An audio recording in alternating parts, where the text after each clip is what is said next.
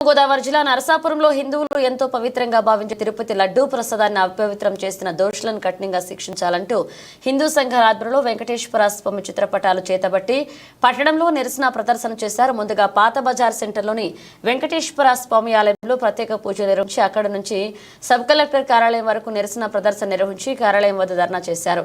RDO Ambareesh కు వినతి పత్రం అందించారు.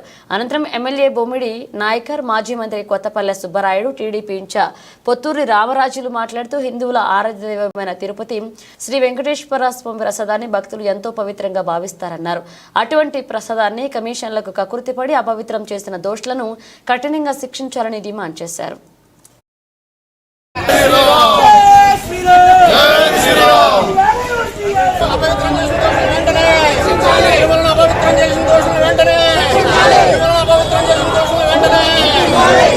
పవిత్రం చేసిన దోషులను వెంటనే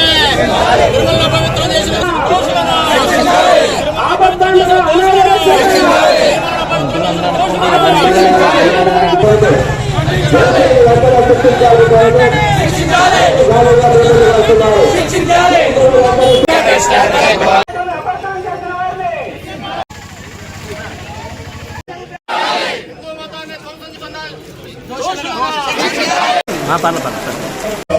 అక్కడ ఉన్నటువంటి తిరుపతి దేవస్థానం కమిటీ ద్వారా ఏదైతే లడ్డూ ఉందో ఆ లడ్డూని అపవిత్రం చేసే విధంగా గత ప్రభుత్వం చేసిన దుర్మార్గపు కార్యక్రమాన్ని నిరసిస్తూ ప్రపంచంలో మన హిందూ దైవం సంబంధించిన ప్రతి ఒక్కరూ కూడా ఈ రోజున గత ప్రభుత్వాన్ని ఆ రోజు దానికి అవకాశం కల్పించినటువంటి నాయకుల్ని కూడా మరి ఏదైతే వాళ్ళ ప్రభుత్వం ఈ ప్రభుత్వం కూటమి ఒక కమిటీ ఏర్పాటు చేసి దీనిపై ఒక చర్య తీసుకుని వారందరికీ కూడా ఒక పనిష్మెంట్ ఇవ్వాలని చెప్పి మరి మేమందరూ కూడా తెలియజేసుకున్నాం. ఎంతో పవిత్రంగా మన వెంకటేశ్వర స్వామిని పూజించుకునే పరిస్థితి.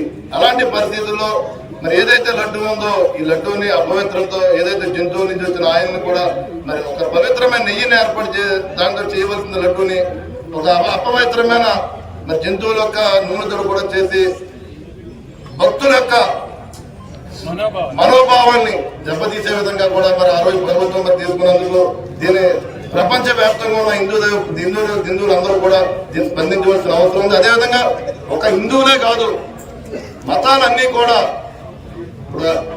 క్రైస్తవ సోదరులు కానీ అదేవిధంగా ముస్లిం సోదరులు కానీ ప్రతి ఒక్కరూ కూడా స్పందించవలసిన అవసరం ఉంది. ఎందుకంటే ఇది ఎవరికి ఏ మతానికి అన్యాయం జరిగినా సరే ఒకరికొకరు మన భారతదేశం అందరూ కూడా కలిపి ఉండాల్సిన మరి భారతీయులు కాబట్టి ప్రతి ఒక్కరు ఇలాంటి మనోభావాలు ఒక మతాన్ని మనోభావాలు భంగం కలిగించే విధంగా ఉన్నందుకు ప్రతి ఒక్క మతస్థులు కూడా స్పందించి దీనికి ఎవరైతే బాధ్యతలు ఉన్నారో వారందరినీ కూడా శిక్షించే విధంగా కూడా మరి ఈ రోజున ప్రభుత్వం ముందుకు రావాలని చెప్పి మనస్ఫూర్తిగా తెలియజేసుకుంటూ